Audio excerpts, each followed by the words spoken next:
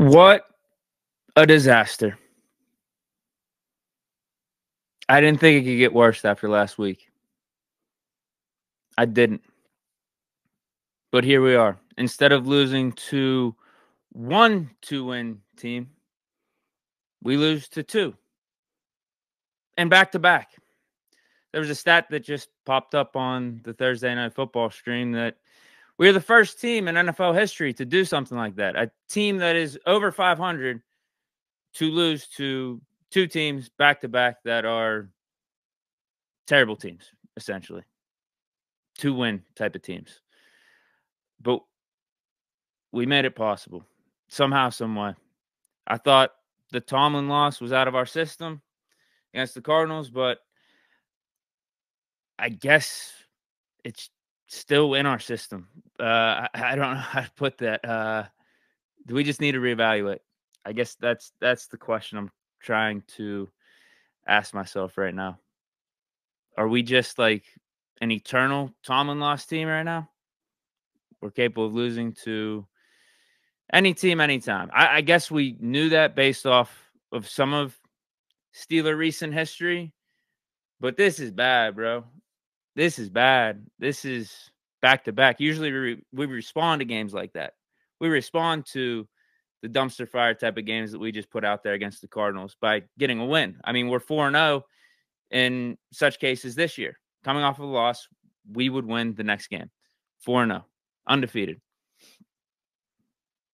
Man.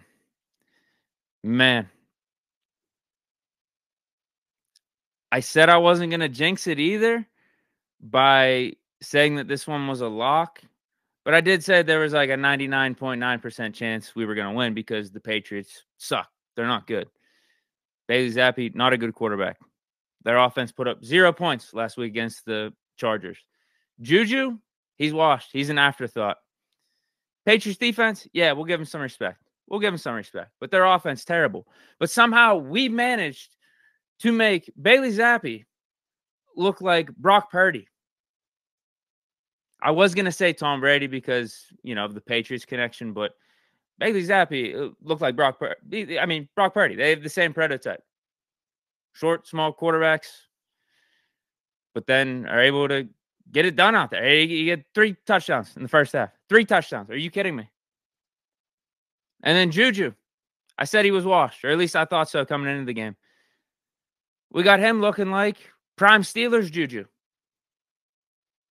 Zeke Elliott at times showed flashes. Not prime Cowboys Zeke Elliott, like prime early Cowboys career Zeke Elliott. More like, him and Tony Pollard splitting carries type of Zeke Elliott. We made that happen. Hunter Henry. He looked like Trey McBride. He was like the ghost of Trey McBride out there. Trey McBride carved us up. All of a sudden we got a dude in Hunter Henry. I know Hunter Henry, he's got the name and everything, but I thought his career was done too. He's carving us up in the first half. Like, I don't know, man. I don't know. Just what a disaster from start to finish. Now, there were some ups. There were some positives that happened throughout the game. Obviously, it came down to the wire.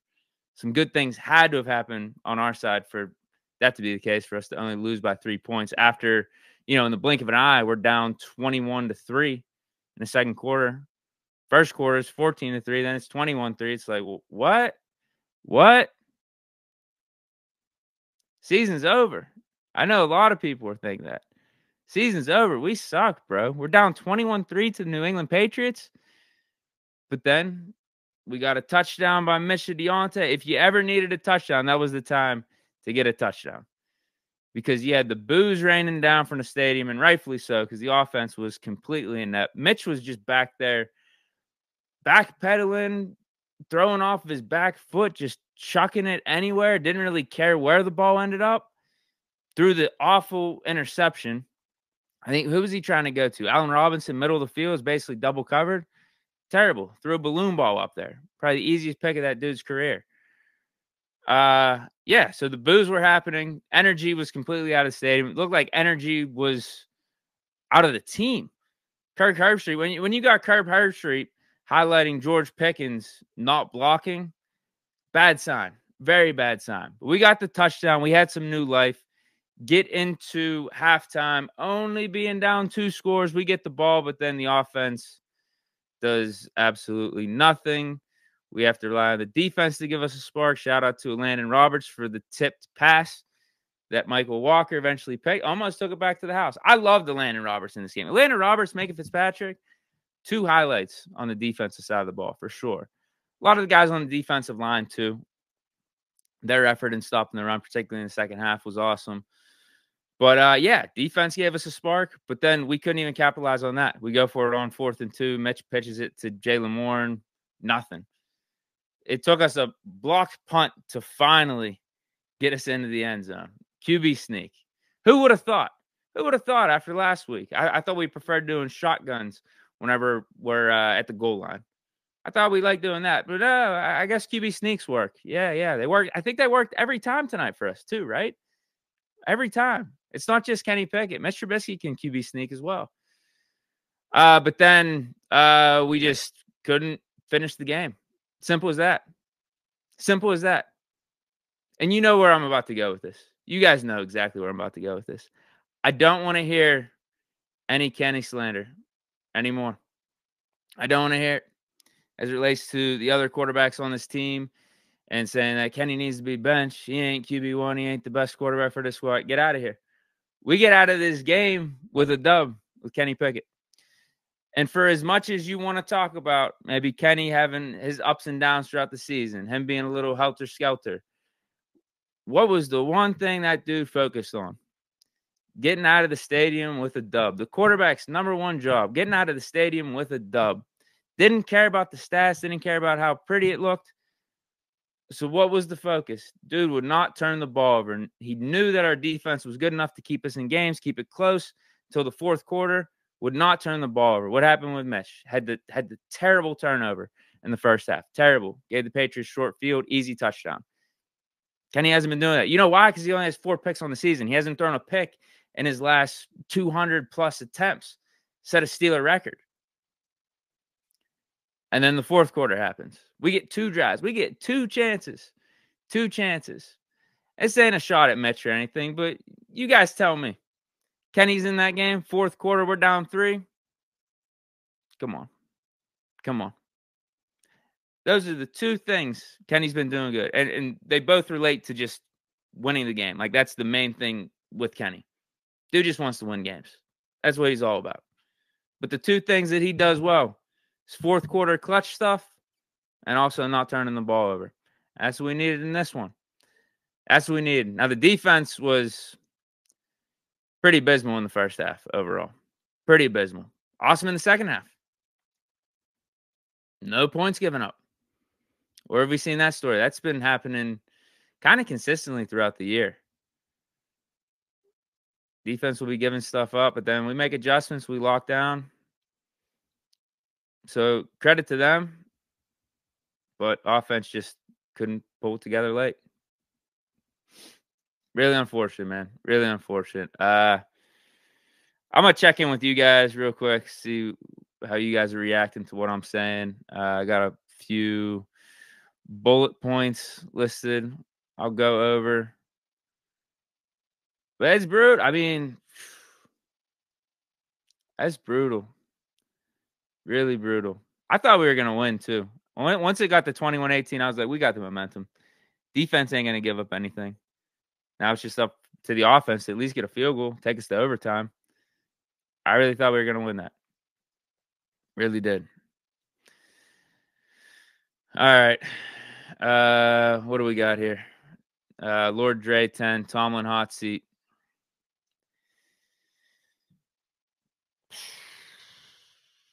You can't be having these type of losses. You can't. No. I'm not going to do that, though, tonight. I'm not. I think no matter what, Tomlin gets another year. No matter what. And that's what I would do, too.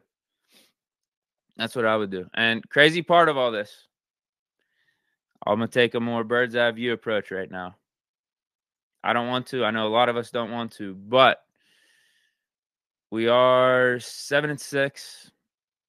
And by week's end, that still might be good enough to be the 7th seed. And we might be able to control our own destiny. I know a lot of people don't want to hear that right now. 10-7 might get you into the playoffs. So we could go. Is there 4 games left? Yeah, because this was the first of 5 games left. So 4 games left. We go 3-1. 10-7 still gets in the playoffs. I'm just saying. Kenny comes back a couple weeks. Do we get out of Indy with the dub, though? Can we get out of Pittsburgh with a dub against Cincy the following week? Those are the questions with Mitch at quarterback, because he did not instill much hope or much promise into the fan base tonight. You guys heard the boos, man. People were calling for Mason. They had a Mason Rudolph chant going. We've had a Fire Canada chant. They had a Mason Rudolph chant going in the stadium. Like, come on, bro. We were at that point. And I'm not going to lie. I was thinking it too. Some point in that second quarter when it was 21-3, I was thinking it. Because at least Mason, almost like at least he's not going to be throwing anything reckless out there, putting the ball in harm's way at least as much as Mitch does. Now, I think Mitch puts it in harm's way the most, and then it goes Mason, then it goes Kenny. But it felt like we could use a switch up. I thought it was going to come at halftime if we didn't put any more points up on the board in that second quarter. I thought it was going to happen, but shout out to Mitch for that touchdown to Deontay. That was a nice pass. But no, I was thinking about the Mason stuff too. I know a lot of us were. And I guess that'll probably be a question. That'll be something I talk about before we jump up out of here. Should we go with Mason next week? But I was like, man, Big Ben's in the stadium. That's my first option. We could have signed him at halftime, brought him down out of the booth. Even Kenny, my second option, get Kenny out there with the boot at 50%. I take that. Third option, Mason. And then it was like a T4th between McSorley. Was he even dressed? Wasn't he supposed to be our emergency third quarterback? I didn't even see him out there. And I know I keep calling him McSwirly. Instead of McSorley. Well, you probably couldn't even tell the pronunciation difference right there. It almost sounds like I'm saying the same thing. McSorley. Sounds the same. Sounds exactly the same. Jose Barroso, Mason, ? Put me in if we're letting just anybody play that position. Man. Steelers most 7. Sorry, Tomlin needs to go. You just lost to 2 teams with a combined 4-20 record at home. No.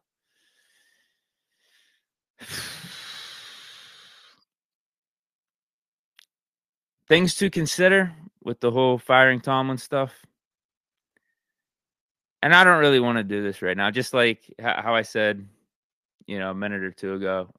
I don't really want to take the bird's eye view approach, but it also is still the reality. Like with Tomlin, where are we hurting, man? Inside linebacker. We literally lost, our top 2 starters. Landon Roberts was out there, and he was awesome. Where were we getting carved up the most in the first half? Inside linebackers. To Tomlin's credit, we made some adjustments second half. I didn't see Hunter Henry or any of those dudes, any of those tight ends for the Patriots carving us up like they were in the first half. But also, we don't have Kenny Pickett out there. Like, I know a lot of people want to rip on Kenny Pickett and say he's not the best quarterback on this team. He doesn't win games. He doesn't know what he's doing out there. He sucks. He's not the guy. But Kenny Pickett actually does win games. The dude does have a winning record for us when he's out there. The dude does step up in the fourth quarter. The dude does take care of the ball. There is a reason Tomlin has him as our starter. So there's that. Now, that's the thing. Going back to what I said at the beginning, like, if we're really arguing like this deeply about like Kenny versus Mitch, should it matter that much when facing teams with 2-10 records? Like, we should still be able to get out of the stadium with a dub, right? So that's why I'm wondering is this just where we're at? Like, we're a team that loses to bad teams, and what does that make us right now? Man, But at the same time, we're still 7-6 and could still be in the playoffs as the 7th seed, or at least still be in the playoff mix. Like, that's also there too. And the AFC as a whole is down.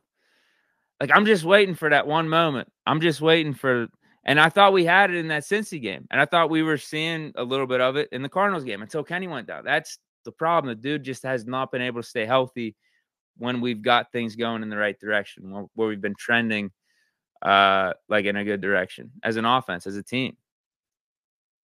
I think that matters. Cameron Robinson, got to make a lot of changes next year. Maybe look for a new QB1. I still think Kenny's the right guy for us. But, yeah, if the season ends poorly, I could see us bringing in just maybe another guy for competition or something. I could see that, but I still think Kenny's the guy. No, I think Kenny is still the guy we're looking to be the franchise. And I think we're right in doing that.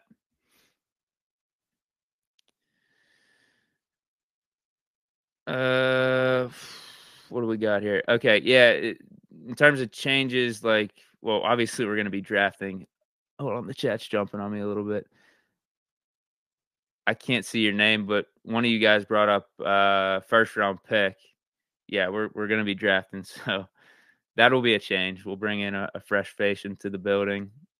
I'm saying cornerback, O-line, or inside linebacker. Those are my top 3. But then he also said offensive coordinator. Yeah, definitely. Because right now we haven't strung enough solid performances together with the Sullivan-Faulkner combo to, like, be so definitive, like either one of them is going to be taking the reins over for next year. But again, our starting quarterback's been out for a game and a half. Kind of sucks. Whenever we did have Kenny for that full game with Bengals, first game we didn't have Canada, first half of the Cardinals game, I thought our offense looked pretty solid. No? I thought it looked pretty decent.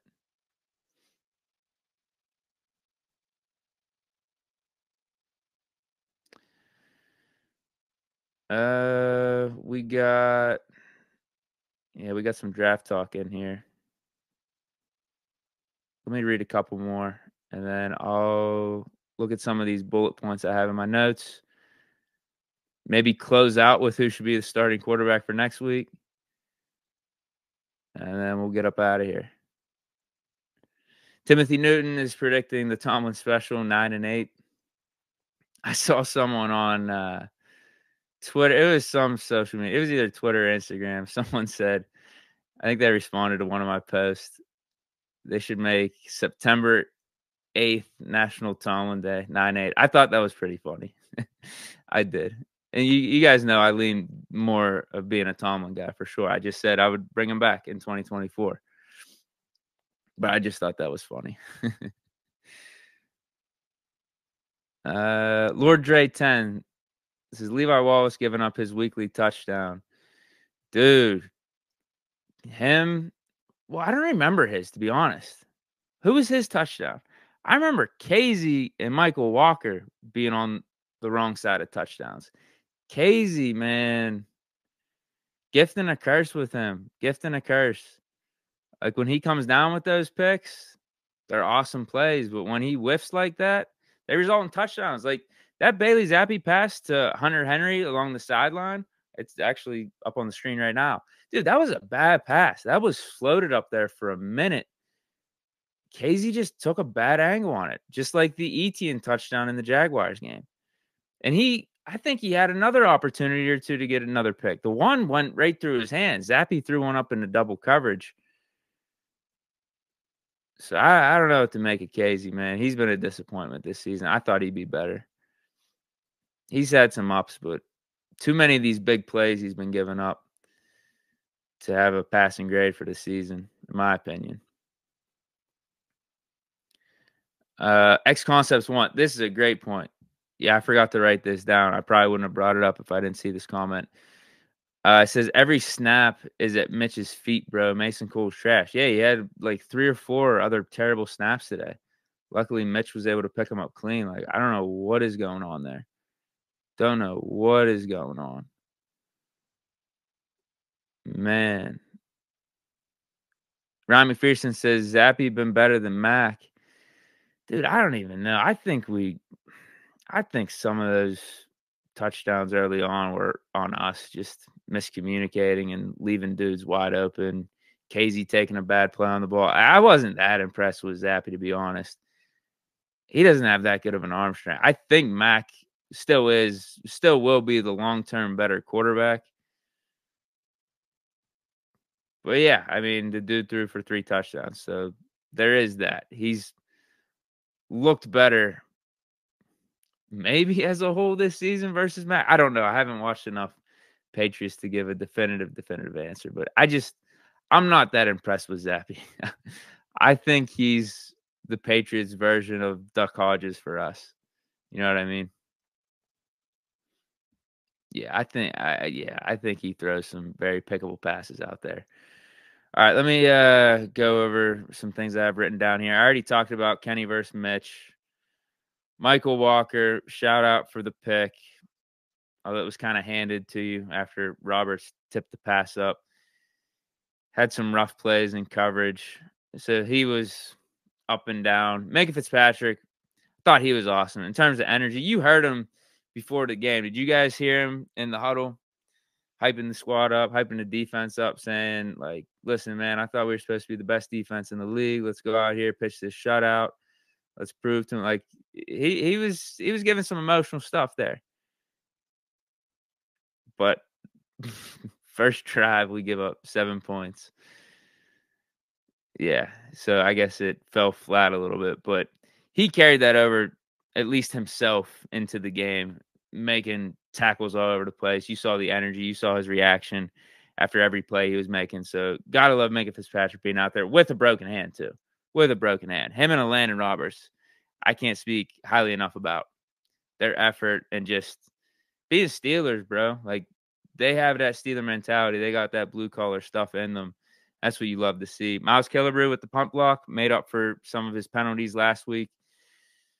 And then, I don't know who else to really highlight. Didn't think we got Jaylen Warren the ball enough in this game, per usual. Yeah, what's his final stat line? Yeah, only 7 carries. Well, he only had 11 yards. Najee Harris, 12 carries, 29 yards. But the thing with Jaylen Warren is you can get him the ball in the passing game. 4 receptions, 29 yards. I think we probably could have been a little more creative in getting him the ball more. Although we tried lining him up at receiver, I think a little too often. I think we had Jaylen Warren, a running back, at receiver too often, combined with other formations that included Rodney Williams, Miles Boykin, and Allen Robinson. We were looking, at least formation-wise, worse sometimes than what Canada was putting out there. Like, personnel-wise, it's like, hey, we have George Pickens and Deontay Johnson. Can we have them out there a little bit more? Wouldn't that throw the defense off a little bit more? Keep them on their heels? But I guess I get it. Some of those receivers are better blockers. That was concerning to me. That combined with the triple reverses and some of the gimmicky stuff we were trying. The one worked, but I think we tried it a little bit too often. The Connor Hayward pass, we got lucky. That Patriot defender didn't pick it off. I don't know why we didn't QB sneak on the first down. You saw what happens when we QB sneak at the 1. It works. It works. And that was early in the series, too. That was early in the series. So, like, I don't know why we just wouldn't QB sneak until it goes in. We were at, like, the 1.5 point. Just keep QB sneaking. Keep QB sneaking until it goes in. It's going to work. Why put the ball in harm's way like that? Last couple things here. I wanted to say this. Weird vibes from the fans, man. I don't know if you guys are picking up on this. I feel like Steeler fans, Steeler people, like, want us to lose now. Like, they care more about their fire Tomlin takes being right, or they want to be so right that Kenny isn't the guy, or that Mitch sucks, or Kenny sucks, that they are rooting for us to lose at this point. Rooting for negativity. It's like weird. It's like weird. Very weird. Very toxic behavior. very gaslighting type of behavior. It's like, I guess I'll root for you when we're up, but like I'm gonna actually root against you when we're down. Like that's I don't know. I don't know. It's getting strange here amongst Steeler Nation. Casual chaos. Deke blaming the fans now. LMAO. I'm not blaming fans. I'm not at all. It's the rooting for the failure that's the weird part to me. You could call out what's going on poorly on the field. You could definitely call out like, yo, I don't like this. I mean, the talks about Tomlin being fired. I mean, I get it. I get it. I think when these losses are happening or these losses continue to happen, the conversation becomes more and more legit. I get that. I get it. But I'm just talking about specifically like rooting for negativity. It's one thing to react to the negativity and say like, I think we should go in this direction or this is what needs to change. But like rooting for it in the moment and being happy about the negativity, I don't know. Am I the only one that's seeing some of that? Am I off? That was just the final thing I have written down here. But before I bounce, here's what I'll do.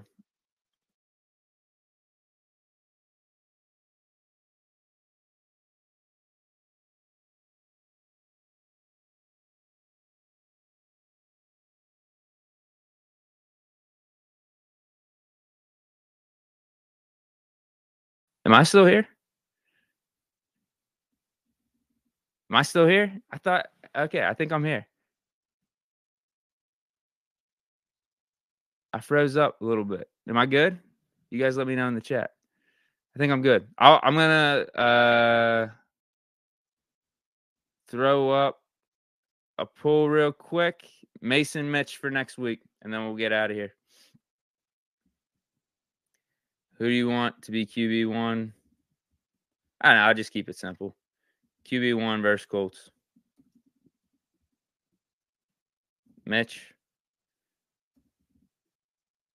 Mason. Should I include McSwirly? It's too late. I already created it. Okay, I'm back. Cool. So let me see what you guys say. I don't know.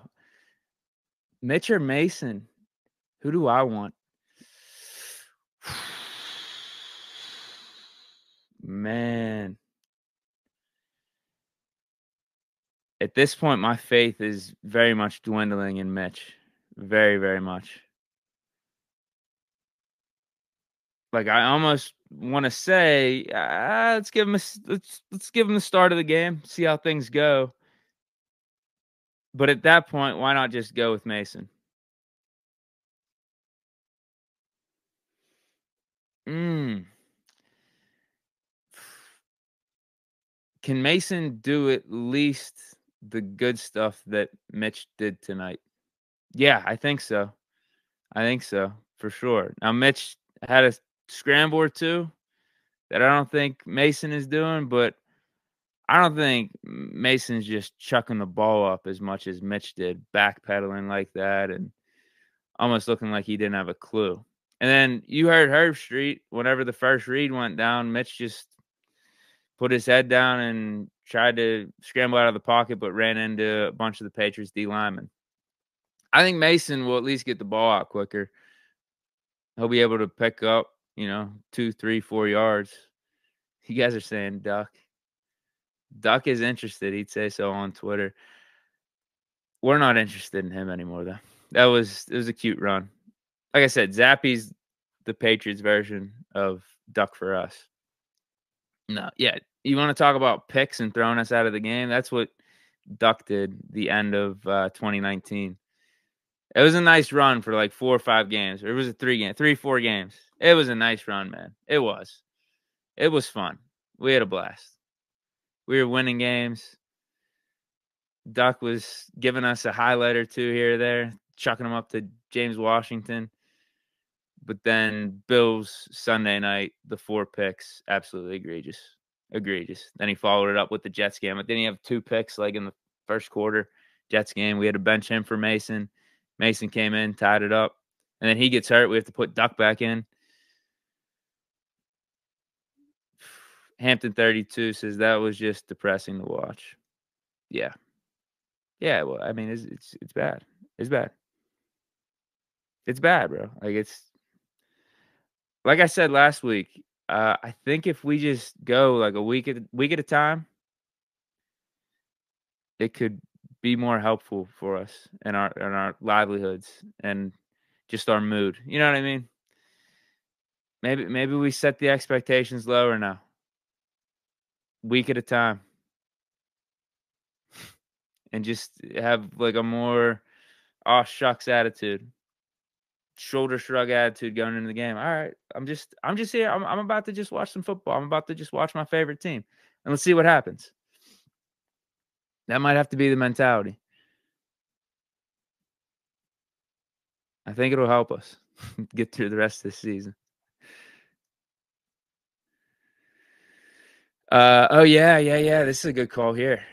James Arcaro 123 says, "Deke, thoughts on the horrendous false start?" Yeah, terrible call. Absolutely terrible call. Another one that happened to us. Now, I would say it cost us the game, but it didn't because we had 2 chances late. We had 2 drives. The one where we had to punt it on and the false start was actually called. We had our chance there. But then also, we get the ball. We got 2 minutes, man. You got 2 minutes. You know what it is. Get some points up on the board. Yeah, it's terrible. I mean, terrible. Can't believe the refs keep getting away with that type of stuff. Did in the Jaguars game. Like, I don't this is the first season where we're seeing calls that literally never get called. You're having the expert ref come on the broadcast and say, "Yeah, this, like, never gets called. Don't know why this was called here, but it was." Like, it happened in Jaguars game with the field goal. It was a similar scenario. They called us offsides on the field goal formation, and then this one, he goes, "Yeah, the only reason you'd call that is if someone makes, like, a sudden movement with their head or something." And, yeah, that looks pretty normal to me. Don't know why they threw the flag there.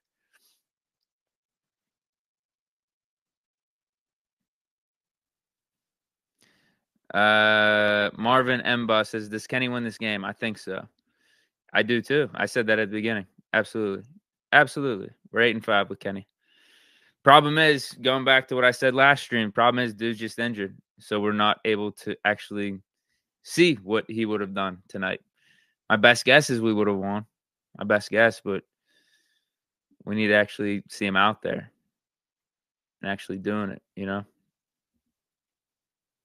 Can't just be all hypotheticals. Okay, let me see what you guys are saying for the Mitch versus Mason. Okay, it's very strong in Mason's direction here. 43 votes to 8 votes.